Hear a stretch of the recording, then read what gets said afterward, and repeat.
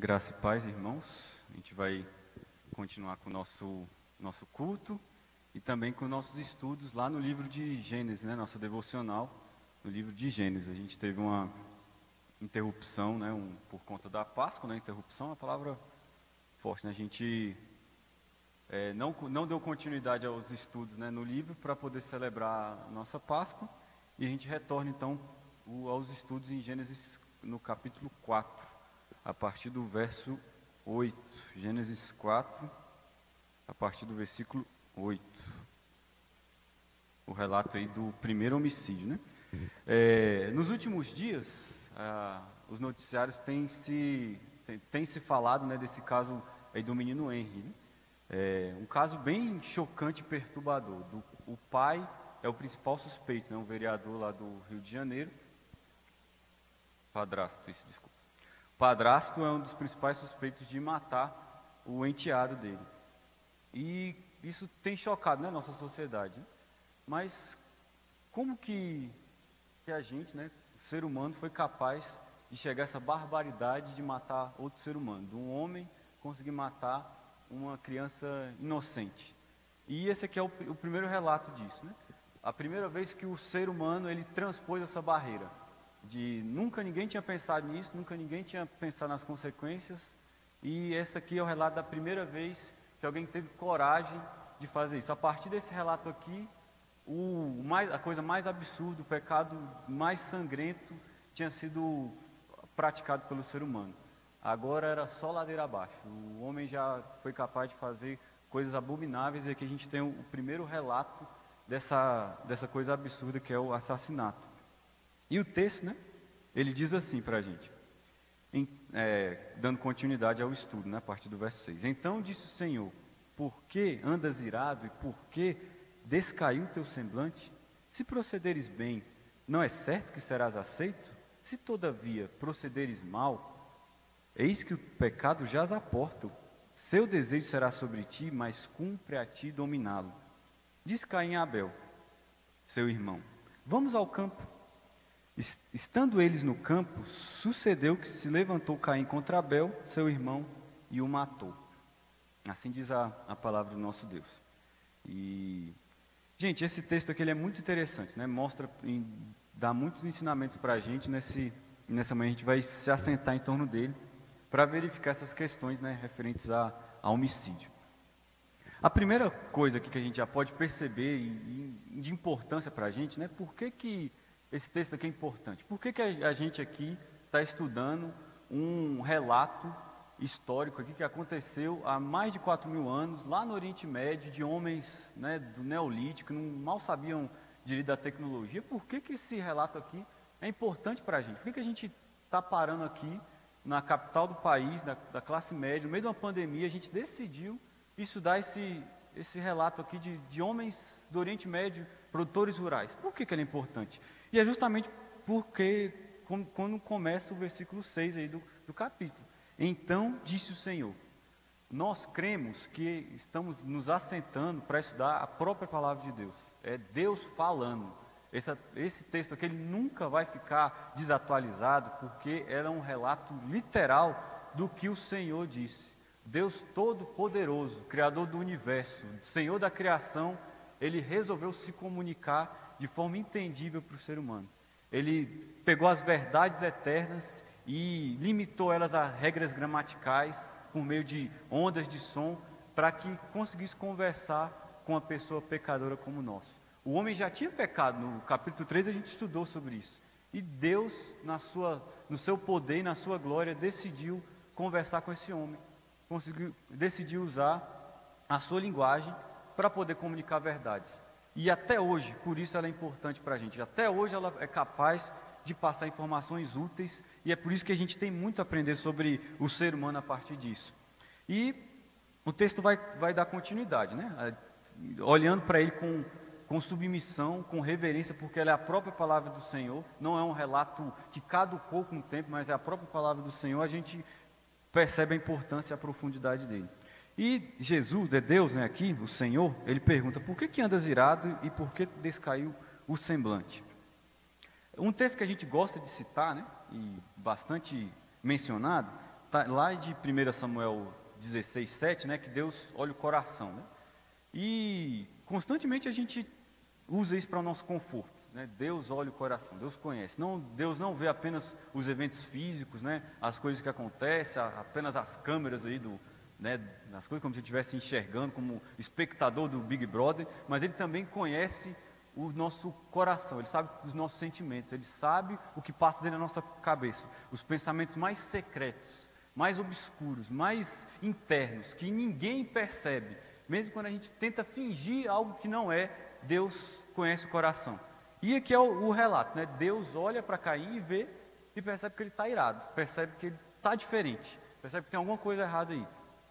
E muitas vezes a gente usa né, Deus olha o coração de forma correta, né, para poder se lembrar que Deus conhece as nossas angústias, as nossas dores.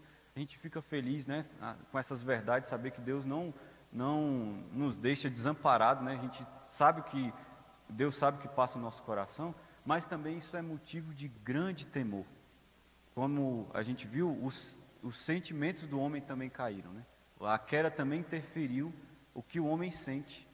E a gente sente coisas que são contrárias à palavra de Deus. Deus olha para o nosso coração e consegue enxergar a nossa ira, os nossos pensamentos pecaminosos, a nossa vontade de pecar. Mesmo quando a gente não peca, Deus consegue enxergar isso. Simplesmente pensar que Deus sonda o nosso coração, esquadrinha os nossos caminhos, não é simplesmente para consolar as nossas almas diante de uma angústia, diante de uma injustiça, mas é também motivo para a gente saber que Deus está interessado na santificação da nossa alma, dos nossos pensamentos também. Nossos pensamentos não são algo secretos, fora do que a gente precisa lutar contra o pecado, fora do nosso processo de santificação, algo externo à nossa vida cristã, algo que só a gente sabe, não precisa prestar conta a ninguém do que a gente pensa, do que a gente sente por alguém. Não, Deus olha o coração, Deus olha para Caim e vê: por que você está com raiva? Por que andas irado? Por que você está com essa cara feia? Isso não é algo só nosso. Deus se interessa por isso também. Deus se importa com o que a gente está pensando. Deus se importa com a nossa ira também, né? Isso é tão evidente, né, e importante para a gente entender essa questão do assassinato, que lá em Mateus 5, no Sermão do Monte, Jesus vai lidar com essa questão. Né, a partir do versículo 21 lá de Mateus 5, ele diz: olha, ouviste o que foi dito aos antigos, não matarás. Quem matar estará sujeito ao julgamento. Eu, porém, vos digo que todo aquele que se irá contra o seu irmão está sujeito a julgamento. Quem proferir um insulto ao seu irmão está sujeito a julgamento do tribunal, e quem lhe chamar de tolo está sujeito ao inferno de fogo. Se, pois, ao trazeres ao altar a tua oferta, ali te lembrares de que teu irmão tem alguma coisa contra ti, deixa perante o altar a tua oferta e vai primeiro reconciliar-te com teu irmão, e então, voltando, faz a tua oferta. Jesus, ele vem para mostrar isso, para lembrar a gente de que vale também o que a gente sente, os nossos pensamentos. E às vezes a gente olha para esse relato aqui, né, de Caim, pensa: nossa, que homem louco, né, matou o próprio irmão, e deve ter sido bem chocante para os primeiros ouvintes perceber isso, né? E parece que Moisés aqui, quando que escreve, né, ele fala, olha, no 8, né, ele fala: ó, estendeu contra o seu irmão, Abel seu irmão, e o matou. Ele enfatiza que é irmão, e a gente olha: esse cara doido aí que mata o irmão. Mas imagina Caim aqui e olhando para a nossa própria realidade, num ambiente lá que não tinha polícia, não tinha como ele ele poderia escapar do julgamento. Ele nem sabia, né, na verdade, as consequências exatas disso. Ele estava ainda descobrindo isso, mas de algum jeito ele imaginou que não tinha essa educação moral, essa coisa escandalosa para pensar, para refrear ele. E muitas das vezes a gente cria isso na nossa própria mente, né? A gente imagina um mundo onde não há punição. A gente olha para uma situação que nos deixou contra alguém e pensa: nossa, que maravilha seria se essa pessoa não existisse mais. Nossa, se eu tivesse oportunidade aqui, se a polícia não me pegasse, eu matava esse cara. Eu acertava uma bazuca com esse cara que me fechou agora. Se eu tivesse armado aqui, esse cara nunca mais ia dirigir mal assim. ou o meu chefe nunca mais me desse uma bronca, se eu tivesse dinheiro e pudesse xingar ele e ir embora aqui e ganhasse na Mega Sena, esse povo aqui ia ouvir umas verdades. Caim tinha também uma situação dessa, ele não ia enfrentar as consequências. E na nossa mente, no nosso mundo fantástico, a gente também planeja assassinatos, a gente planeja a morte contra os nossos irmãos. E Deus está interessado nisso. Isso não é uma área que não atinge a nossa santidade.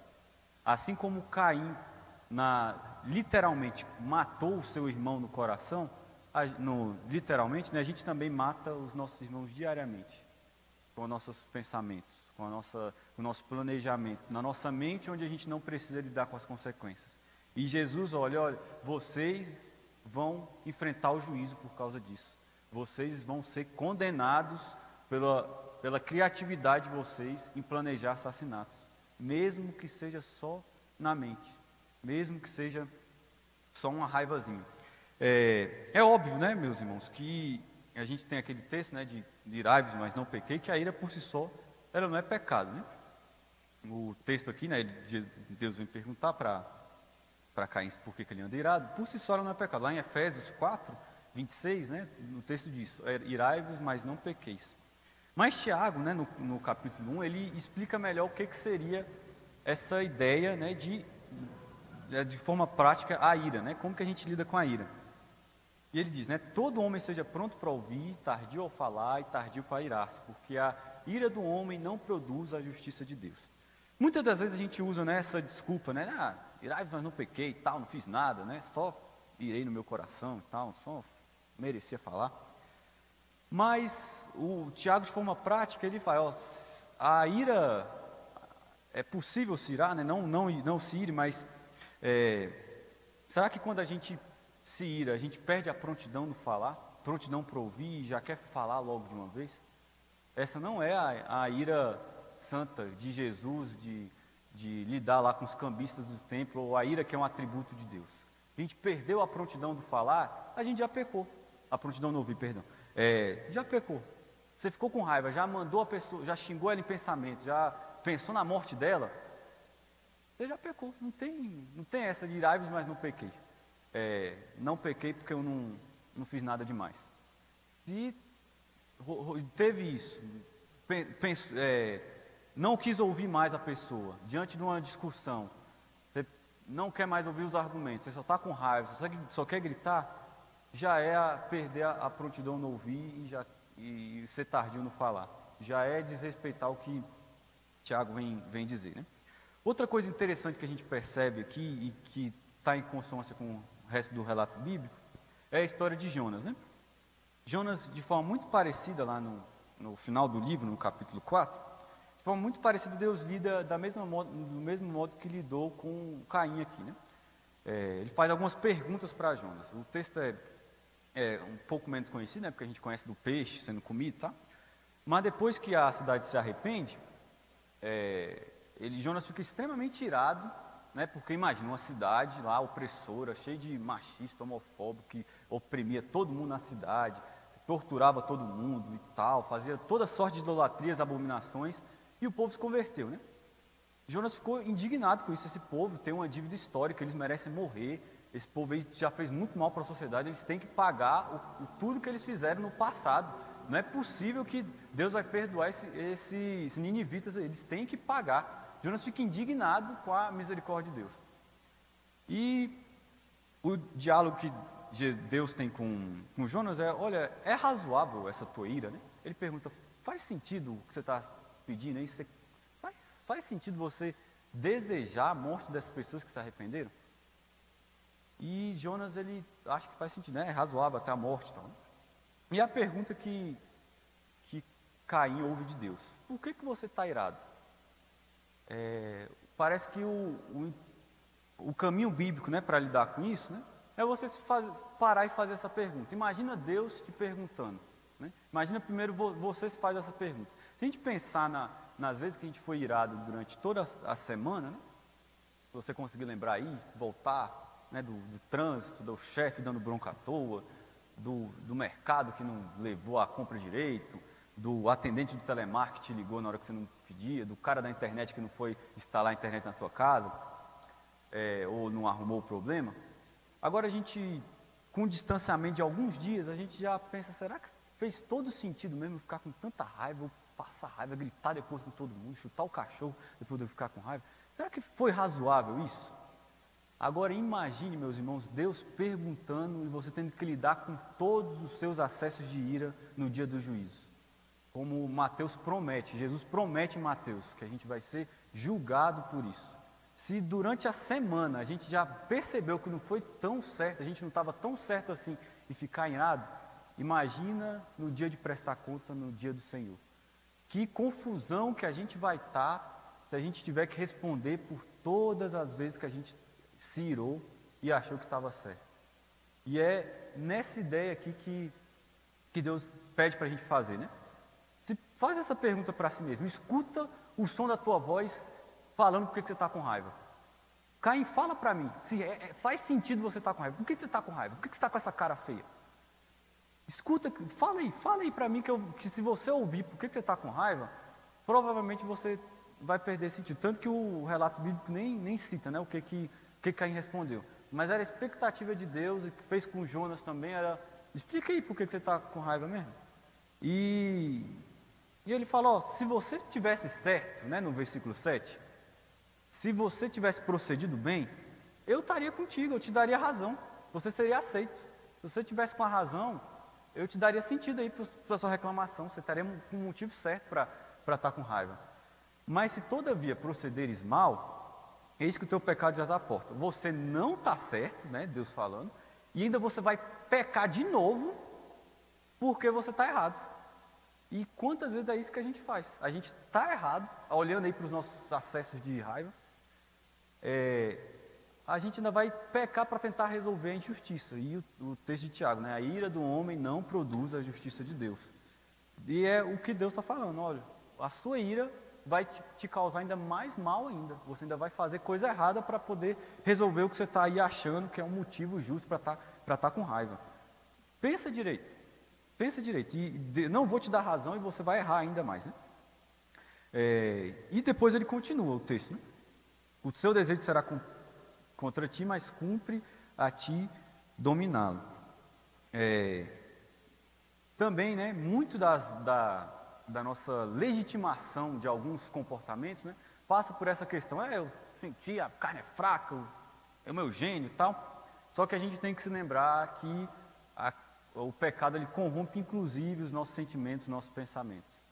Nossas vontades, nossos instintos para poder lidar com com as coisas, com as injustiças, com as situações adversas, não são necessariamente certos. E Deus vai lidar com essa questão em Caim aqui. O seu desejo é contra ti, a sua vontade aí é contra você.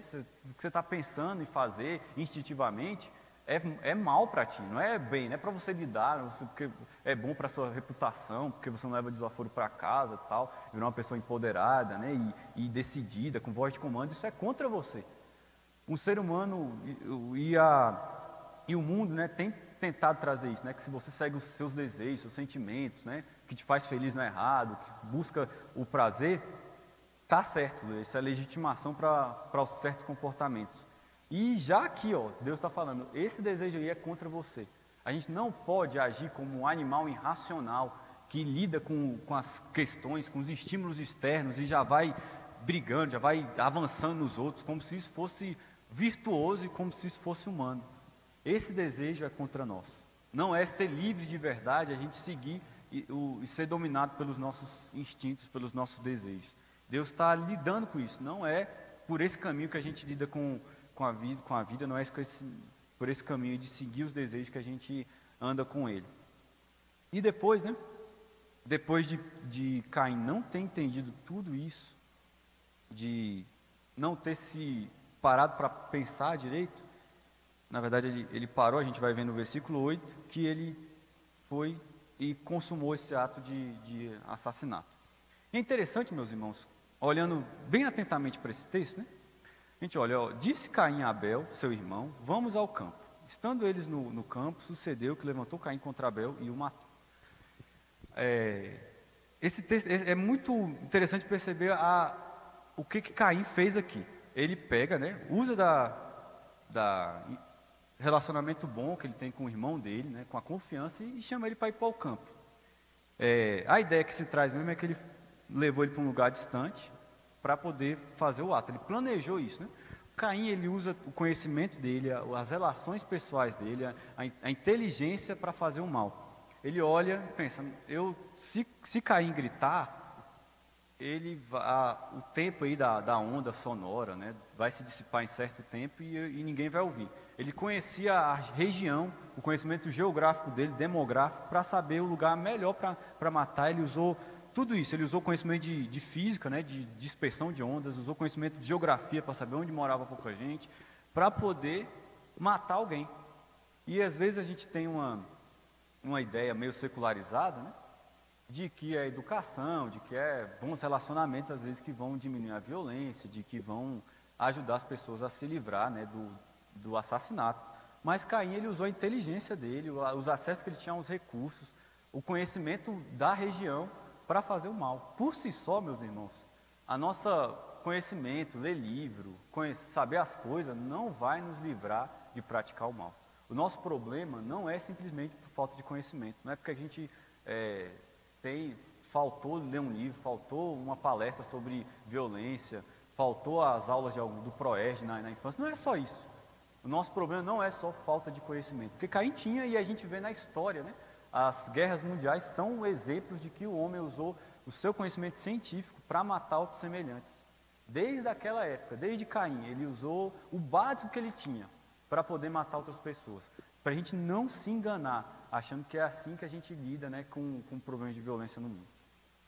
E, né, para a gente encerrar esse tempo, né, e tentar trazer tudo isso de forma mais didática, né? Eu queria propor aqui para a gente um exercício. É provável, né, que algumas palavras aí os irmãos vão se esquecer com certeza com o decorrer do tempo.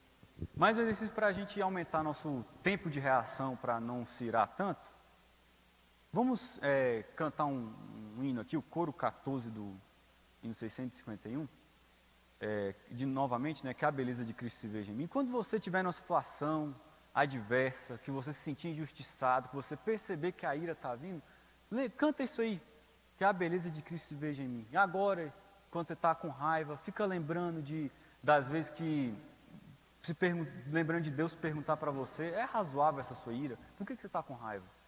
E quando você perceber que não está razoável, ore essa música, né? Toda sua admirável pureza e amor, ó tu chama divina, todo o meu ser refina, até que a beleza de Cristo se veja em mim. Que a gente encerre agora essa oração com esse cântico, para você orar isso, e quando você estiver assim num dia, né, que você está planejando já no seu coração eliminar alguém da face da terra, mas você não vai fazer porque, né, tem que responder depois e tal, tem todas as consequências, mas para Deus você já fez. Cante esse hino no seu coração, lembre disso, ore ao Senhor para que a beleza dele se veja em você, e lembre de Jesus perguntando, de Deus perguntando por que você está com raiva, e acalme seu coração. Vamos cantar juntos? Que a beleza de Cristo se veja em mim, toda sua admirável pureza e amor, a tua chama divina, todo meu ser refina até que a beleza de Cristo se veja em mim. Que a beleza de Cristo se veja em mim, toda sua admirável pureza e amor, a tua chama divina, todo meu ser refina até que a beleza de Cristo se veja em mim.